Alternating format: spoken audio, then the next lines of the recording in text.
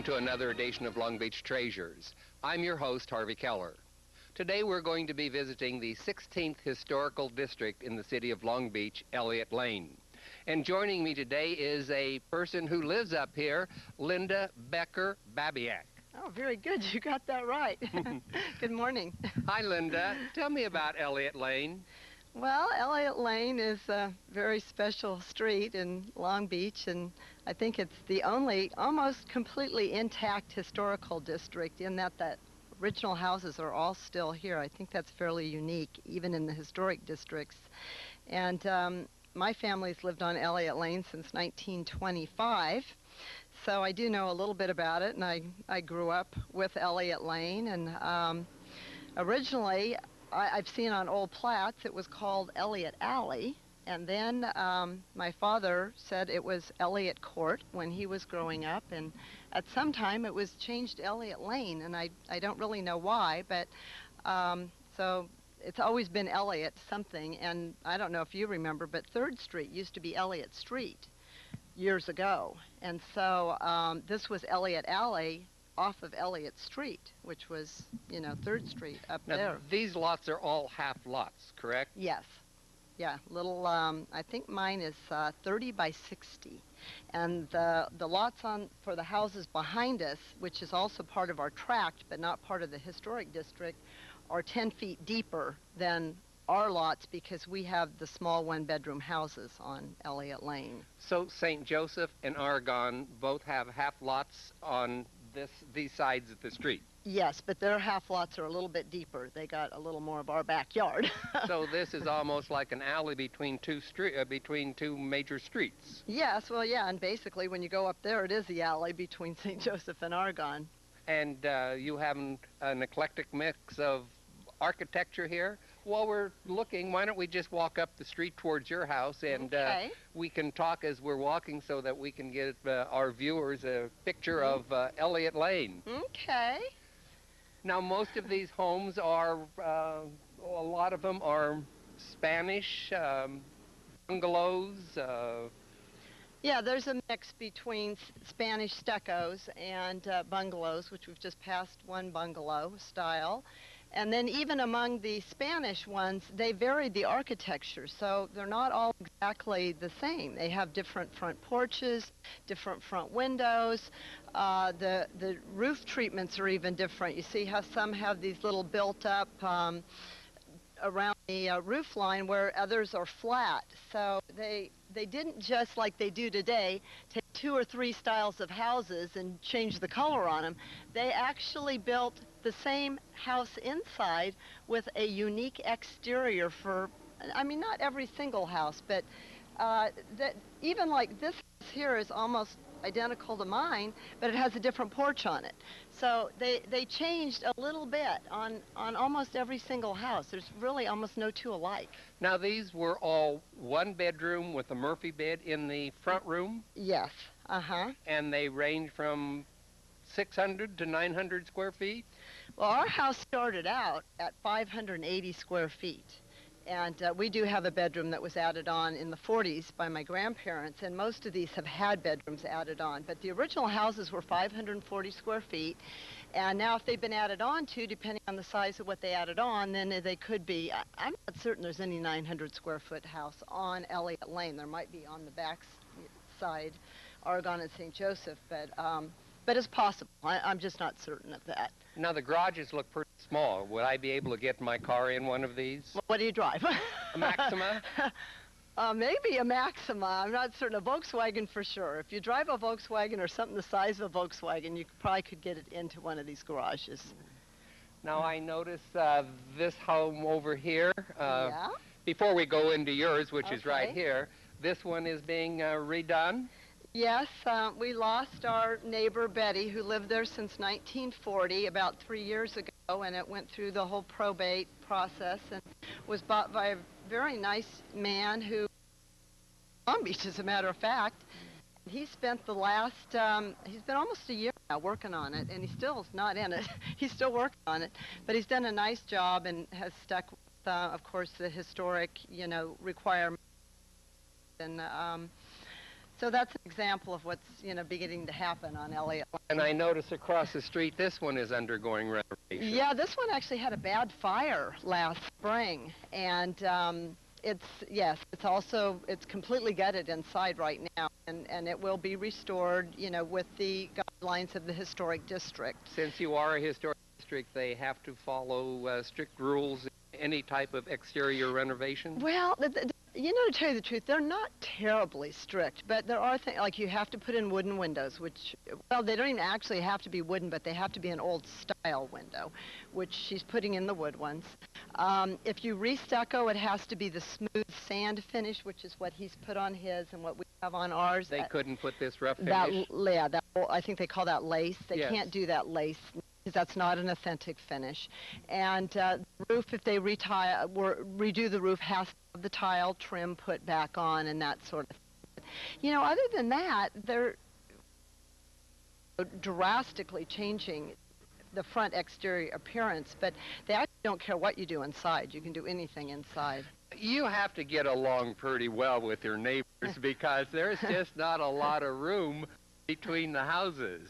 Are most of the people up here people who have lived here for an extended period of time?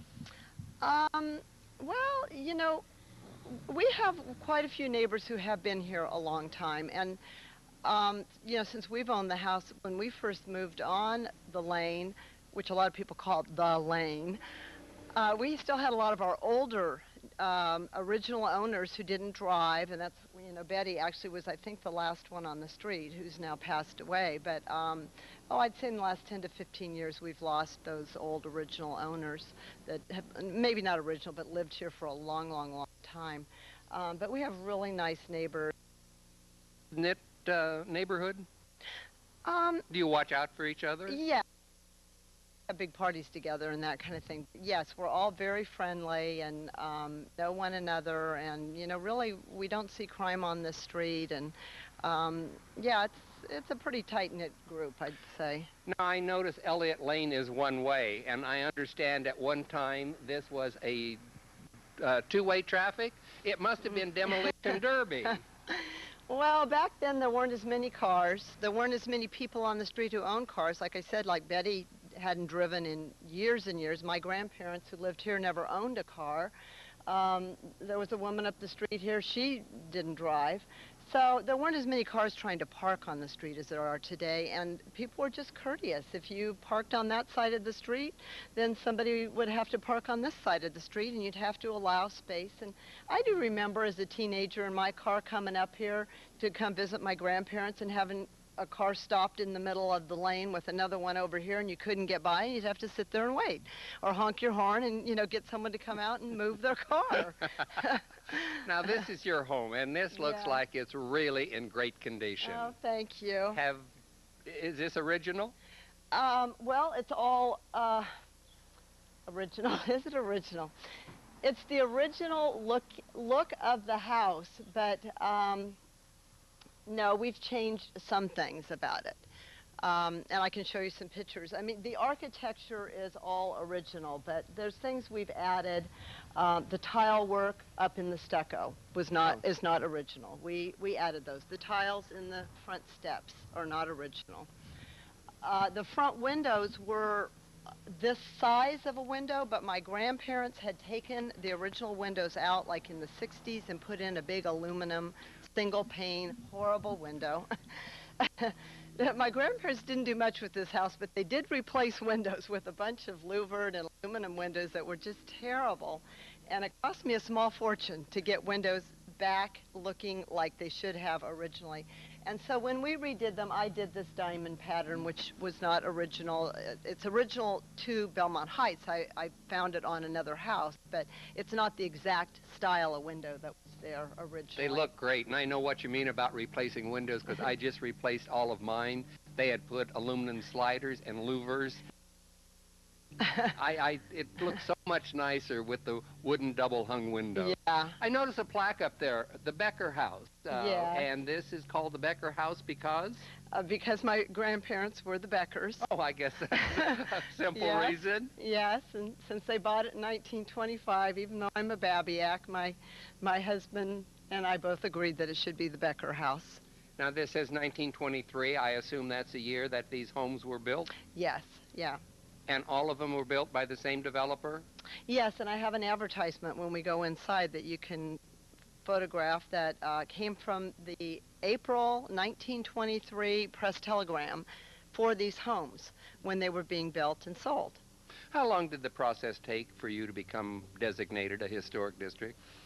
I think it's a little over a year. Yeah.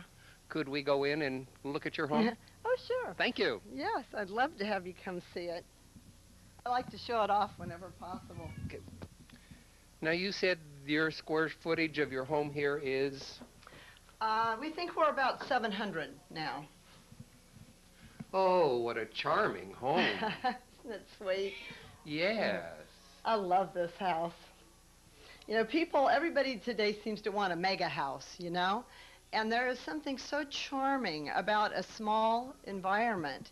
And you can make them work. You can make it function.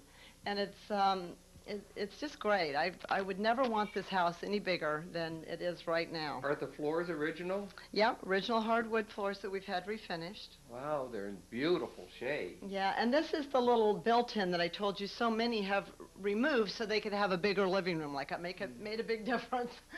But ours is still intact. A little drop leaf desk over here and the china cabinet. And as you can see, I'm still working on restoration in here. So this thing is partially stripped. And is the fireplace original? yes, and that's not a fireplace. That's where the heater was originally, the heating system for the house. And it was something similar to what's in there, which is not the original one. But it was a decorative heating element like this. And they became outlawed. I don't know in what year, but because they were somewhat unsafe. But that was the original place for the heater in the house. And this facade here, actually you'll find it in many apartments in Long Beach. This whole unit was like something they could buy and just, you know, plop in there. And a lot of apartments in Long Beach have the exact same it almost surround. looks like Batchelder tiles. It does, and you know what? It's not tile at all. It's a one piece. I stripped it and had an artist faux paint it to look like Batchelder, but it's actually probably an asbestos composition of some sort, and it's one piece, and it's not tile at all. Is the chandelier original? No, it's an original to the period, and the original light here is in our bedroom, and it was not quite as nice as this one. So that's beautiful. It's a 20s fixture, but not original in the house. Now which way? Well, whichever way. Let's look at these while we're here. Okay, let's do. This is the original advertisement, which is not a very good copy, but that was all I could get from the library. And actually, this is what allowed us to get our historic district status, the fact that I found this and could prove to the city that these houses were all built at one time by one builder. That made it unique in the Belmont Heights area.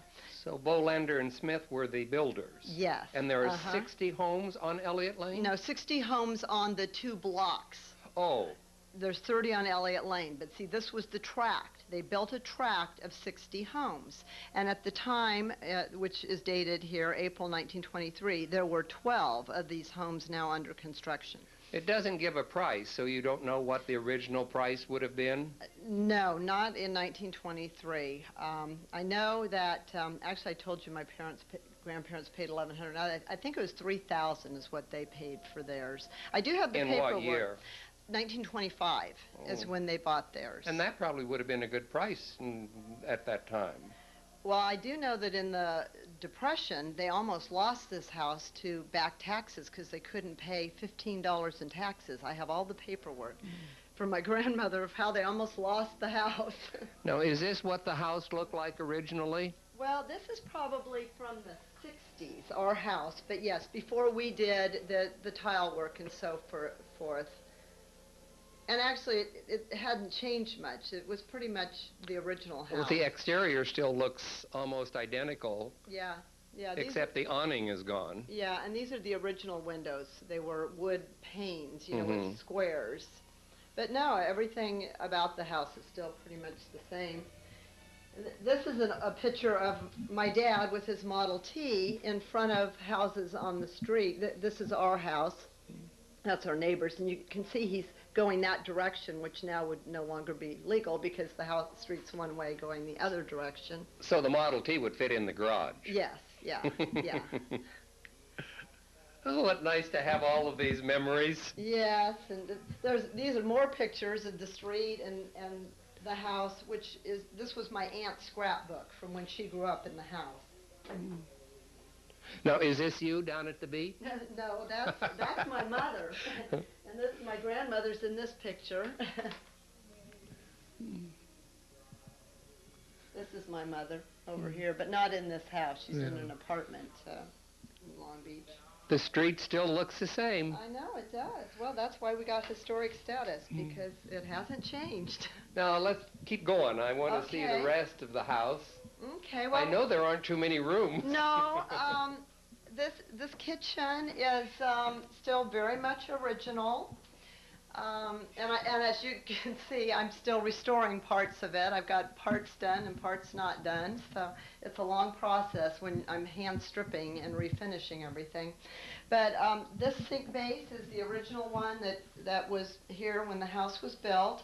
We've redone the tile work, the sink, and we've done a lot of work to it, but I wasn't willing to give up my old cabinets. So these are still all these cabinets in here are the original cabinets.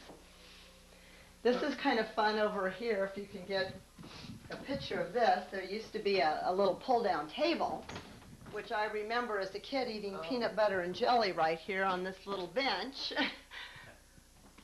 And in here we have a coolerator cabinet that has the slatted shelves in the air that flows from under the house up through the kitchen. And actually, if you put your hand down there, you'll feel the cool air coming up from under the house. Now, has this been added on here? Now, yeah, this is where things change in our house.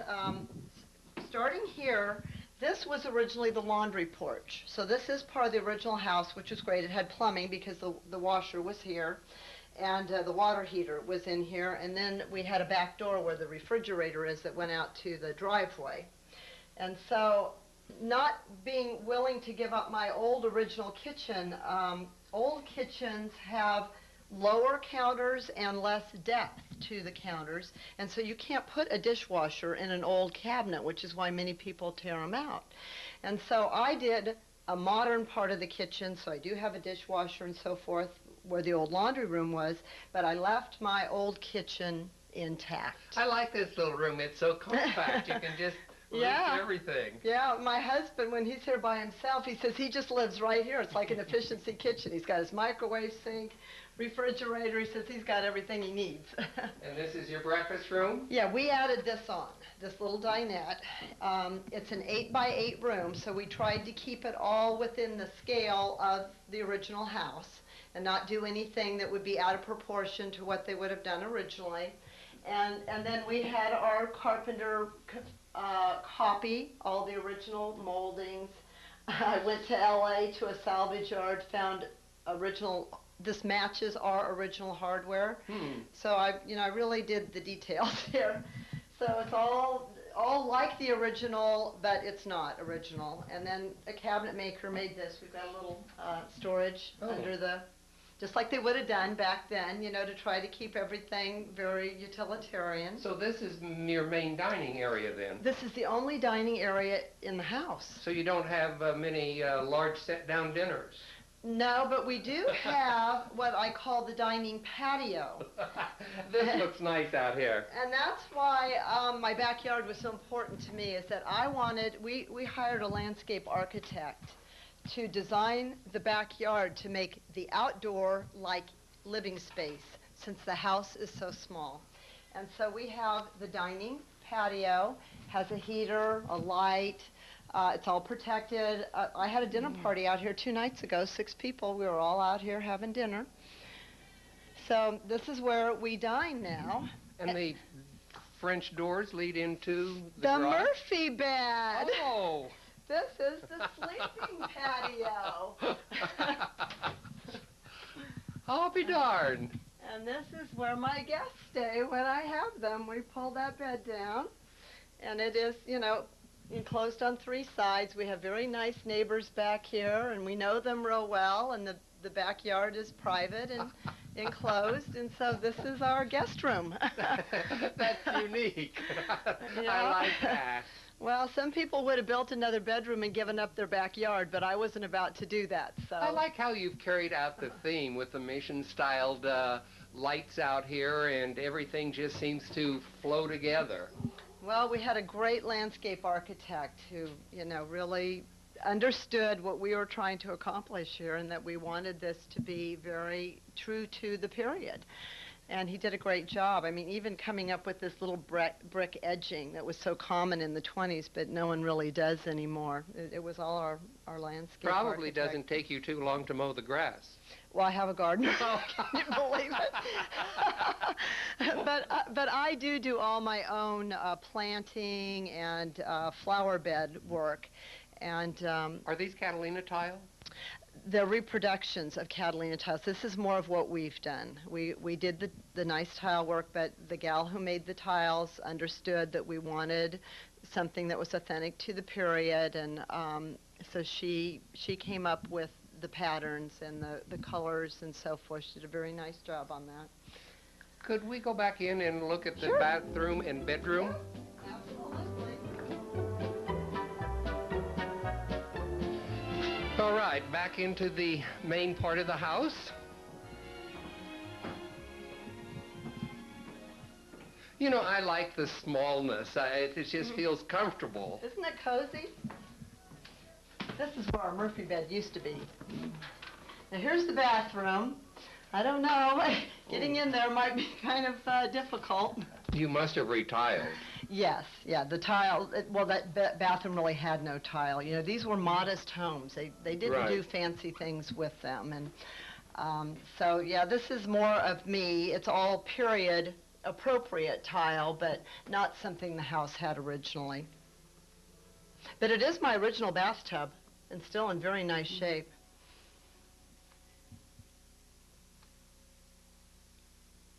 I like the colors. It's really quite attractive. Well, you have to really spend some time thinking about what you're doing, you know, to carry it all out and make it come out right. And this is the Now, this is something really master undone. bedroom? Yeah, really totally undone, and you don't really want to go that way. Oh, there's another. That's our storeroom back there, but you can see I'm still in the process of stripping paint and redoing the walls, and the ceilings we've had replastered in all the rooms, but I haven't painted it yet. And but this room has the original wood floors. It is the original one bedroom that was in the house, very tiny. But we make it work.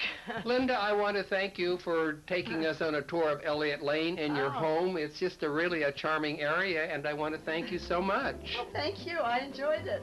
Looking forward to it. And don't go away. We'll be right back with more Long Beach Treasures.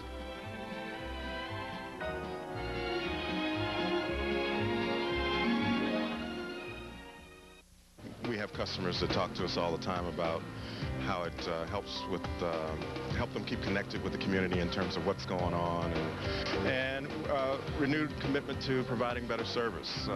We've sort of taken a hard look at our call center and our field technicians, and we're empowering them to do the right thing so that hopefully we can make all our customers happy with their service, and that's our focus. I think we view it as a very important part of our offering. Hi, I'm George Jones, host of Channel 3's Sidebar. For over a decade, I've been litigating personal injury lawsuits and business disputes throughout the state of California. I represent both plaintiffs and defendants, and now I'd like to put that litigation experience to work for you. If you're considering a lawsuit, please call me for a free case evaluation. My phone number is 562-435-9501. Thank you.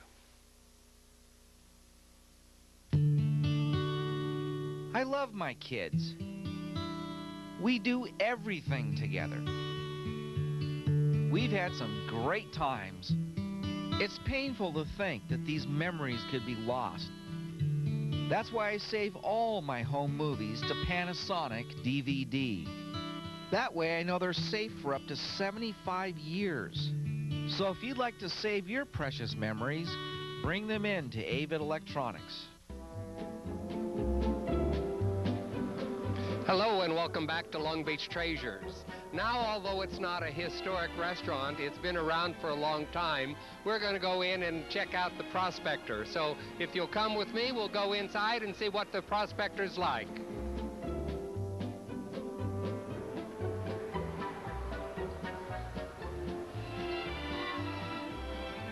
And here we are in the Prospector, and this is Louis. I guess you're the owner here. Pleasure to meet you. Yes, I am. Well, this is the bar area, and you've been here, I guess, you're celebrating your 38th anniversary? That is correct. I've been here for 25 years overall myself. Took over from the Haskell family. Papa Haskell was the original owner back in 1965 when he opened up. And I worked for them as a cook for 16 years, and then I bought the place from them. And you have karaoke here at night? I got karaoke twice a week, so Wednesday night and Friday nights. Do you sing? No, I do not. Only under the shower. Let's go in and check out the restaurant. Okay.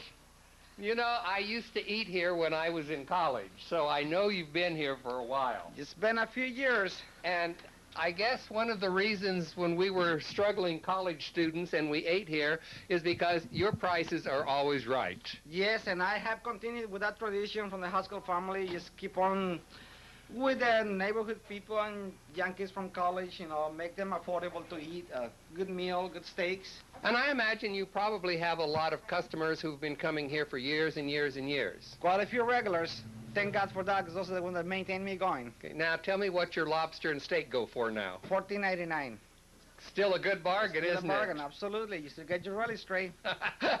Soup and salad. I think when we used to come here, it seems like I used to get, would come on spaghetti night, and it seemed like it was only $1.50, $2. It was something really reasonable. I still got that the last Tuesday of the month. $3.99. All spaghetti, all you can eat with meat sauce, and a free glass of wine with it, of course, for 21 years and over only. So all those struggling college students, they can still come here on special nights and fill up. And I do get my great share from them. Do you? I do have a lot of them coming in. Yes. Now, this has been, was started by the Haskell family? Yeah, Papa Haskell's, he owned 2 bars before this one in Signal Hill. The last one was the only one I remember the name was the Blue Room.